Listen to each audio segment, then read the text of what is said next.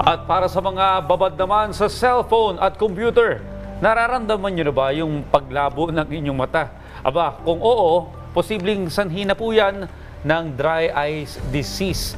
Pero upang maibsan ang ganitong sitwasyon, ay isang eye moisturizing product ang ipinakilala sa publiko ng Eye Care Solution Company. Panoorin po natin ito.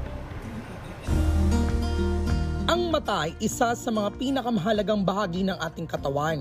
Isa rin sa pinakasensitibo, kaya dapat lang napangalagaan ito. Ngunit maraming tao ang binabaliwala ang simpleng pananakit at pangamaga ng mata, at ang nakakabahala ay maaari siyang may ugnay sa silent epidemic na dry eyes disease. Isa sa 5 mga Pilipino ang nakararanas ng dry eyes disease. Nakababahala ito ayon sa mga eksperto, lalo na 20% lamang ng kabuuang bilang ng nagkakaroon ng sakit na ito ang nagpapatingin sa doktor. Isa sa mga pinakakaraniwang problema ang pangangati at pamumula ng mga mata. Kabilang rin ang pagkakaroon ng sandy eyes, burning at tired eyes. Madalas nitong sanhi ang mga irritants na nagdudulot ng allergy. Bukod dito, ang mahabang panonood o pagtatrabaho sa computer at cellphone screens ay maaaring magresulta rin sa panlalabo ng paningin. When you have dry eyes, usually you'll feel mahapde, pagod yung mata, yan mga usual complaint ng mga patients namin. Magaspang, para pong may puwing, nakapuwing sa mata nila. Itchy, syempre nagluluha, and very light sensitive. So when you have this constellation of symptoms, dry eyes yon most likely. Kaugnay nito, isang Eye Care Solution Company ang naglabas ng isang eye moisturizing product na maaaring makatulong upang mapangalagaan ang ating mga mata.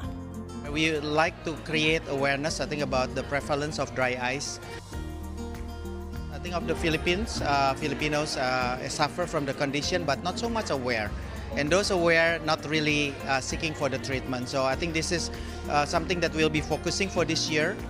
Layunin din ng kumpanya na ipaalala sa publiko ang kahalagahan ng pangangalaga sa kalusugan ng ating mga mata at pagbibigay atensyon sa panganib na dala ng pagkakaroon ng dry eyes disease. Sometimes our eyes are taken for granted.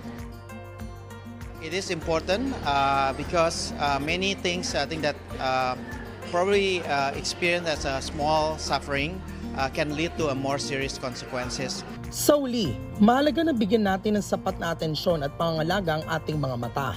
Ang pag-aalaga ng ating mga mata ay nagbibigay sa atin ng kakayahang makita at maunawaan ng mundo sa mas malinaw na paraan, kaya't nararapat lamang na ituring natin itong isang mahalagang bahagi ng ating pang-araw-araw na buhay.